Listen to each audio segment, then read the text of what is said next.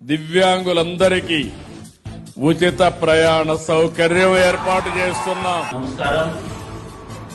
రాష్ట్రంలో ఉన్నటువంటి దివ్యాంగ సోదరి మనులందరికీ ఈ నెల 18వ తేదీ గురువారం రోజున ఏపీఎస్ఆర్టీసీ బస్సుల్లో ఉచిత ప్రయాణాన్ని మన కూటమి ప్రభుత్వం ముఖ్యమంత్రి వారిలో మన గౌరవనీయులు నారా చంద్రబాబు నాయుడు సార్ గారు మరియు ఉప ముఖ్యమంత్రి వారిలో మన పవన్ కళ్యాణ్ సార్ గారు, మన యువగలం రథసారథి నారా లోకేష్ బాబు గారి నేతృత్వంలో గుంటూరు పట్టణం నందు మన దివ్యాంగులందరికీ ఆర్టీసీలో ఉచిత ప్రయాణాన్ని ప్రారంభించబోతున్నారు.